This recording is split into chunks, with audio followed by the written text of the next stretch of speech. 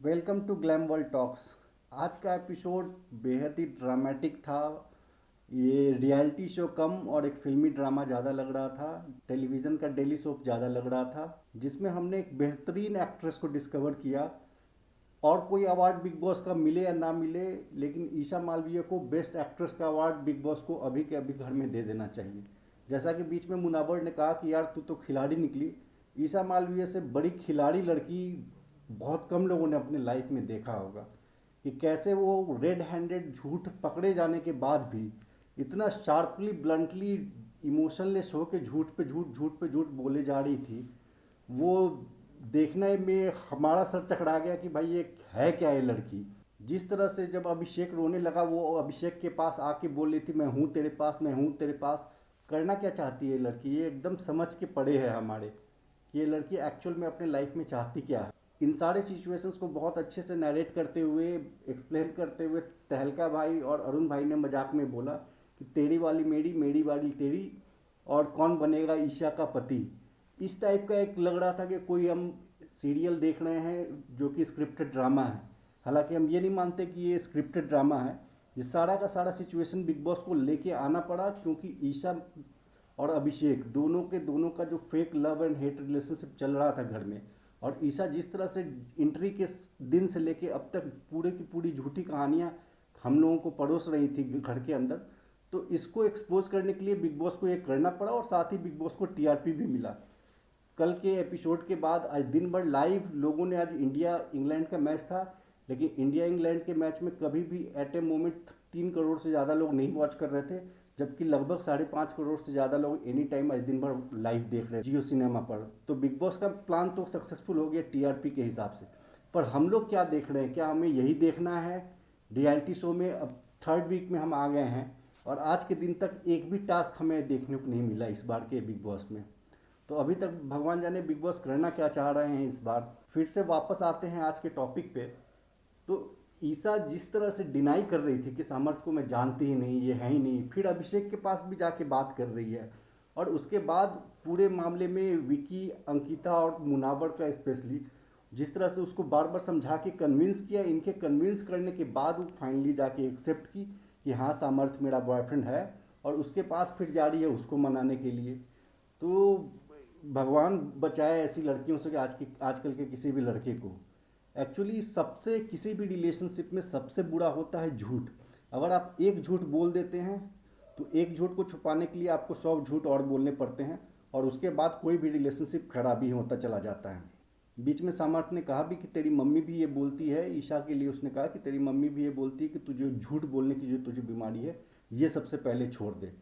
तो झूठ जब आप किसी भी रिलेशनशिप में बोलना स्टार्ट करते हैं, उसके बाद कोई भी रिलेशनशिप अच्छा नहीं रह सकता है। उसके बाद अगर आप एक किसी बॉयफ्रेंड या गर्लफ्रेंड के साथ आप एक बार ब्रेकअप कर लेते हैं, आप मूव ऑन कर जाते हैं लाइफ में, तो फिर से जब वो सामने आए भी, या हो सकता है कि आप सेम कॉलेज में हो, सेम ऑफिस में हो, अगर आपका एक बार ब्रेकअप हो गया तो आप उस आदमी को भी डिटैच होने का मौका दें, और खुद को भी अपने आप को उस आदमी से डिटैच करना चाहिए। जिस तरह से मुनावर ने बहुत ब्लंटली बहुत अच्छे से ईशा को समझाया कि तू ये गलत कर रही है, अगर वो आदमी तेरे से डिटैच, तू मूव ऑन हो चुकी है, तो उसको तू अपनी आदत क्यों डलवा रही है अभी भी। तो उसको छोड़ अकेला, अगर उसको प्रॉब्लम है भी, अगर वो प्रॉब्लम में है तो तू क्यों जा रही है सॉल्व होने, कल को तू होगी क्या उसके साथ। तो अभी क्यों जा रही है तो उसको कंसोल करने, घर में 8 लोग बाकी हैं वो उसको संभाल लेंगे। तो मुनावर ने बहुत ब्लंटली बहुत सेंसिबली ईशा को मुंह पे बोल के समझाया, और उसके बाद देखने को असर भी ये मिला कि ईशा फिर बाद में जाके इस बात को एक्सेप्ट कर ली, और फिर फाइनली सामर्थ्य को अपना बॉयफ्रेंड मानी। यहाँ पे जैसा एक बहुत अच्छा कॉमेडी वाला थोड़ा सीन भी था वो, जब अभिषेक ने सामर्थ्य को कहा कि भाई तेरे साथ भी गलत हो रहा है, मेरे साथ भी गलत हो रहा है, दोनों के साथ गलत ही हो रहा है। तो ये बात फैक्ट है। सामर्थ्य के लिए भी हमें बहुत बुरा लग रहा था कि ये सारी चीज़ें जब हुई, और उसको कोई भी लड़का जब किसी से इतना प्यार करता है, एक रिलेशनशिप में होता है, और उसकी गर्लफ्रेंड सामने आके कहती है कि नहीं ये मेरा बॉयफ्रेंड है ही नहीं, तू क्यों बोला। कोई भी बॉयफ्रेंड जब बहुत दिनों बाद अपनी गर्लफ्रेंड से मिलता है, वो सोचता है वो मुझे आके हक करेगी, गले लगाएगी, थोड़ा प्यार दिखाएगी। और ईशा की आंखों में ना एक रत्ती आंसू, ना थोड़ी सी भी खुशी सामर्थ्य को देख के। वो बस शॉक्ड थी कि अरे मेरा तो सारा का सारा पोल पट्टी खुल गया, मेरा सारा झूठ पकड़ा गया। और उसके बाद जब सबके समझाने के बाद फिर वो जा रही है कि गलती हो गई मेरे से, गलती हो गई। और आज के दिन में पूरे दिन लाइव फीड में भी और आपने एपिसोड में भी देखा कि फिर एक दूसरे को कडल कर रहे हैं, लाइव फीड में हमने देखा एक दूसरे को किस भी कर रहे हैं। तो ये कैसा प्यार चल रहा है आज के ज़माने में, हमें समझ हमारी समझ से परे है। क्या आप लोग अपनी लाइफ में कोई भी लड़का हो या लड़की हो, क्या आप लोग अपने लाइफ में अपना पार्टनर ऐसा चाहेंगे जो एट ए टाइम दो लोगों को कंसोल करने की कोशिश, दो लोगों के साथ अटैचमेंट शो करता हो? तो अजीब था पूरा एपिसोड हमारे लिए, तो काफ़ी अजीब था ये पूरा का पूरा चीज़। और एटलीस्ट इससे एक चीज़ अच्छी हो सकती है कि जिन लोगों ने भी देखा होगा, खास करके यंग जनरेशन, उनको ये समझ में आ गया होगा कि अपने कैसा लाइफ पार्टनर उसको नहीं चाहिए और एक रिलेशनशिप में क्या क्या हमें नहीं करना चाहिए। फिर हमने देखा कि अभिषेक एक जगह कह रहा था कि ये मेरे साथ बेस्ट चीज़ हुआ, अब शायद मैं मूव ऑन कर पाऊँगा। ये बिल्कुल फैक्ट है, हम भी मानते हैं कि ये एटलीस्ट सब में हमारे हिसाब से सामर्थ्य के साथ तो अभी भी बहुत बुरा हो रहा है। क्योंकि ईशा का कोई भरोसा नहीं है, जिस तरह से वो झूठ बोलती है, जितना वो फिकल माइंडेड है, जितना इमोशनलेस हो के वो डिसीजंस लेती हैं बिना आउट ऑफ इमोशन, वो उसके साथ भी टिकेगी या नहीं टिकेगी सामर्थ्य के साथ, वो तो खैर फ्यूचर बताएगा। लेकिन अभिषेक के साथ तो 100% काफ़ी अच्छा हुआ। अब वो शायद फाइनली मूव ऑन कर पाएगा और हमें थोड़ा मे बी सेंसिबल अभिषेक अब देखने को मिलेगा। अभी तक सस्ता कबीर सिंह बना घूम रहा था, आज के एपिसोड के स्टार्टिंग में सस्ता देवदास बना हुआ घूम रहा था, लास्ट में थोड़ा सेंसिबल दिखा। हो सकता है कि आगे भी वो इस तरह से थोड़ा सेंसिबल बन के इस घर में दिखे तो लोग उससे पसंद भी कर, ऑलरेडी थोड़ी सी सिंपैथी उसे मिल ही रही है। कोई भी एपिसोड होता है उस एपिसोड से मुनावर फारूकी को आउट रखना बहुत ही मुश्किल होता है मेकर्स के लिए। हालांकि लाइव फीड में बिल्कुल भी मुनावर का कंटेंट नहीं दिखा रहे हैं, जहाँ भी मुनावर होता है कैमरा उसके अलावा बाकी सब जगह दिखा रहा होता है, पर मुनावर को नहीं दिखा रहा। पर एपिसोड में उसको इग्नोर करना इम्पॉसिबल हो जाता है क्योंकि हर जगह वो प्रेजेंट रहता है और सबसे सेंसिबल सबसे अच्छी बातें वही करता है। वो जिस तरह से मुनावर ने डिकोड करते हुए ईशा को बोला कि यार कितने कॉन्फिडेंस से ये झूठ बोलती है, और ईशा के मुंह पर जाके बोला कि कल से मैं तुझे खिलाड़ी बोलूँगा, तो खिलाड़ी निकली। तो ये मुनावर की सबसे बेस्ट क्वालिटी है कि वो ऑनेस्ट भी है और डंके की चोट पे किसी के मुंह पे भी बोल सकता है कि वो किसके लिए क्या फील कर रहा है। उसके बाद हमने एक कॉन्वर्सेशन देखा जिसमें विकी और अभिषेक बैठ के फुसफुसा कर बात कर रहे थे, और अभिषेक को विकी भैया ये ज्ञान दे रहे हैं कि तू इससे निकलने के लिए कोई और लड़की पटा ले। अरे विकी भैया, ऑलरेडी लड़के का एक लड़की के चक्कर में ये हाल है, तुम फिर से उसे कह रहे हो एक और लड़की पटा ले। ये पूरा पूरा गेम जो है इसको स्क्रिप्टेड बना के, अभिषेक में भी अभी उसके लिए थोड़ी सिंपैथी है, पर वो भी स्टार्टिंग से काफ़ी एक्टिंग, काफ़ी ड्रामा, काफ़ी फेक फाइट्स कर चुका है, फेक मुद्दों पर लड़ चुका है। ऑलरेडी वो कंप्लीटली फेक दिख रहा है स्टार्टिंग से। अब विकी भैया उसको और फेक बनने के लिए, फेक रिलेशनशिप बनाने का उसको एडवाइस दे रहे हैं। हम उसमें नहीं जाते कि अभिषेक एलिगेशंस लगा रहा था ईशा की माँ के ऊपर कि उसकी माँ बहुत पार्टी करती थी उसकी माँ की वजह से, और ईशा का पहले भी एक बॉयफ्रेंड था, फिर मैं बना, फिर 3 महीने के बाद ये बना। अब इसमें कितना फैक्ट है? ये तो फैक्ट है एटलीस्ट कि हाँ अभिषेक बॉयफ्रेंड था, 3 महीने के बाद फिर सामर्थ्य बॉयफ्रेंड बन गया ईशा का। अब उससे पहले कोई था या नहीं था इसको हम वेरीफाई नहीं कर सकते हैं, मे भी रहा हो। तो उस पर हम ईशा को जज नहीं कर रहे हैं, लेकिन एटलीस्ट जो हम अपने आंखों के सामने देख रहे हैं उस पर तो हम जज कर सकते हैं कि ईशा 100% एक नंबर की झूठी लड़की है।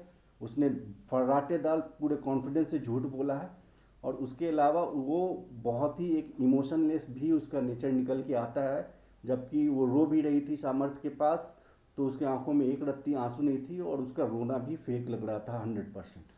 उसके बाद जब ये सारा ड्रामा ख़त्म हो गया तो फिर हमने मुनावर फारूकी की सिंगिंग देखी, शायरी देखी, फिर किचन में नील अभिषेक इन लोगों के साथ जो मस्ती, जो कॉमेडी कर रहा था, वो सारे अच्छे मोमेंट्स थे जिसको देख के हमें मज़ा आता है। मुनावर एनीवे इंटरटेनर है और हम लोगों को उसने बहुत अच्छा उसमें इंटरटेन किया। लास्ट में फिर अरबाज खान और सुहेल खान आते हैं।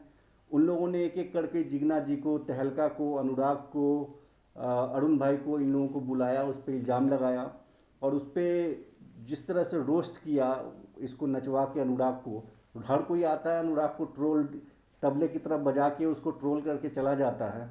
उसके बाद फिर उन लोगों ने जिस तरह से मुनावर को एक्सप्लेन करने को कहा, और मुनावर ने इमीडिएटली एक 2 लाइन की शायरी बना के और उसको जो बताया कि कैसीनो में अपने पत्ते तू देखता रह जाएगा, कोई बिछा के चला ना जाए। उसमें फिर 2 लाइन मुनावर ने शायरी भी मारी, वो भी बहुत अच्छा था। मुनावर ने भी बहुत अच्छा रोस्ट किया उसको। कुछ लोग बाहर में बस रिलीजन कार्ड खेल के वो अनुराग को सपोर्ट करते रहते हैं, पर वही हिंदू मुस्लिम जो लोग करते हैं वो ये नहीं देखते कि वो गया है एक शो में जिसको होस्ट करने वाला सलमान खान है, जिसके इशारों पे वो नाचता है मदारी की तरह, और आज फिर अरबाज खान और सोहेल खान के इशारों पे मदारी की तरह नाच रहा था। तो ये सारे जो है ना रिलीजन और ये सारे कार्ड खेलने वाले, उनको थोड़ा सोचना चाहिए, और शो के अंदर किसका क्या कंट्रीब्यूशन है उस पर हमें जज करना चाहिए, ना कि किसी के रिलीजन पे या किसी के पास्ट पे उस पर हमें किसी को जज करना चाहिए। हम तो ईशा मालवीय को भी जज नहीं कर रहे हैं कि उसने पास्ट में उसके क्या बॉयफ्रेंड थे नहीं थे। हम अभिषेक को भी जज नहीं कर रहे हैं कि उसके पास्ट में उसने ईशा को पर हाथ उठाया था या नहीं उठाया था। हम तो इस शो में जो देख रहे हैं हम उस पर सिर्फ जज करते हैं। उसने ईशा मालवीय का हाथ मरोड़ा था, फेक फाइट्स करके फेक एग्रेशन दिखाता है, हम सिर्फ उस पर जज कर रहे हैं। ईशा जो झूठ पे झूठ झूठ पे झूठ इस शो में बोले जा रही है, हम सिर्फ उस पर जज कर रहे हैं। तो किसी के रिलीजन पे, उसके पास्ट में क्या था नहीं था, उस पर हमें जज नहीं करना चाहिए। सिर्फ और सिर्फ इस शो में उसका क्या कंट्रीब्यूशन है हमें सिर्फ उस पर जज करना चाहिए। तो कुल मिला के आज के एपिसोड में इतना था। तो आज के एपिसोड के रिव्यू में बस इतना ही।